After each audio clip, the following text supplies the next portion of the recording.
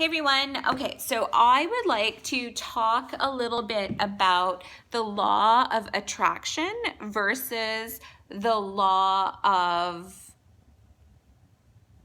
give and exchange. So the law of attraction versus the law of exchange. All right, so I've said before and I've talked about how the universe is mental. And what I mean by that is your thoughts, which create feelings, is what the universe is going to give back to you. So whether you feel, if you feel good about money, if you feel really, this is why the rich get richer. This is why the reason the rich can lose everything and then get it back, replenish it, is because they have tapped into that part of you that knows that money is good, money does good, money feels good. You can have whatever you want and need when you have money. The rich know that. The problem with the law of attraction is that, let's say you want $1 million. So if you're trying to use the law of attraction for that $1 million, the first thing you're going to have that's going to start coming up in your subconscious mind when you tell the universe that you want to attract $1 million, your subconscious mind is going to kick in, and all of that childhood shit that your parents and your experiences put you through about money is going to start coming up. I call those your shadow sides. That's your dark side of the subconscious mind. The subconscious mind holds on to everything that subconscious mind holds on to. So if you say you want $1 million, guess what? You are going to have to deal with, if you had parents that hated people with money, just hated them, then you were going to have to work through that shit. Or if you had parents that always told you can't have that, do you know how expensive that is? Money does not grow on trees. So if you came from a place, you were raised in a place of lack and not abundance, you need to work on that. And just look at your external environment. Look at like how you're living, the things that you have. That is going to give you an idea of what your subconscious mind is like. Like if you just can't figure out, and if you just keep saying, why isn't the law of attraction working for me? I have worked so hard on myself and I have been thinking positive and I've been doing this, that, and the other thing, but the law of attraction isn't working. It's not me. Well, look outside of yourself and look at everything around you that surrounds you, your job, your friends, the TV, the television that you watch, your home, the furniture that you have, your clothing, everything that you have, your car surrounding you, you need to look at it, because that's a reflection of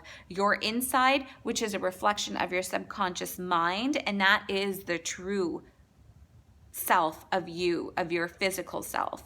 So the reason I tell you that is because the law of attraction and that subconscious mind is deep down and dirty. That is, a lot of people just don't, they think that they're thinking good thoughts, but you need to feel those good thoughts. It wasn't until my personal example, when I started using the law of attraction, it was not until I started really like understanding my childhood and what we went through with money, the points in my life where my parents lost money and how we had to live, other parts of my own life where my parents put me into situations that were not healthy for a teenager, for an 18-year-old. I had a mortgage when I was 18. That was not, I had renters. That probably wasn't a good move, and it didn't turn out good, but that was a bad time, and it was a bad month. I sold the house, but anyways, it was stressful. I didn't lose money. I didn't make money, but I was 18. So I had to work through all of those feelings. Like, you have to take yourself back and understand where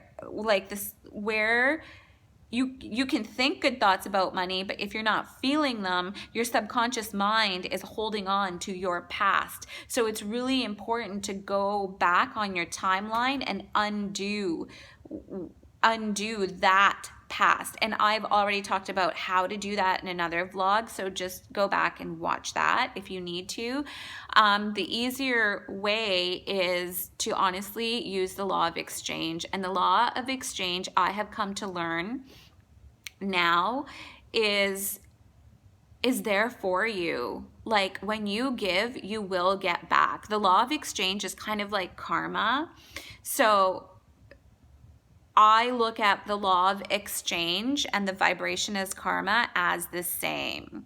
And the reason I say that is because the law of exchange is whatever you put out into the world, into the universe. Like, I am giving you these vlogs. I am giving you everything that I have learned, and I am giving this information to you so you can experience growth if you're ready for it. You may have to listen to this vlog 10 times over again, and each time you listen to it, you will pick up on something new. But I am giving you this vlog, and in exchange, the universe has already given me something back, and I want to actually talk about what I just got back. So my biggest, and this is how the law of exchange works. So when I started thinking about the law of exchange, I was like, I don't understand. I'm doing all of this work. I'm working hard. I was forcing my business to grow. I was forcing it. And when you force things, it will grow. It'll work, but it's a hard path.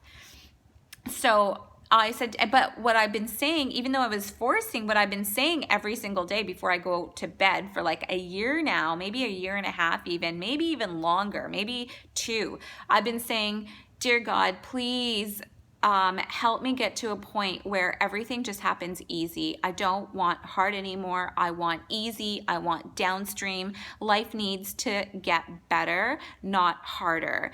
It still took me probably 3 years, to be completely honest, 3 years. And I've been saying this for a couple years. But you know what I realized just in this last little while? And it's interesting because I have been into the spirituality stuff for a long time, but that notion of hard work and that you have to go upstream, you have to, even though I knew that the better, easier way to live is to go downstream, but I kept going upstream. And the reason for it was because of my subconscious mind.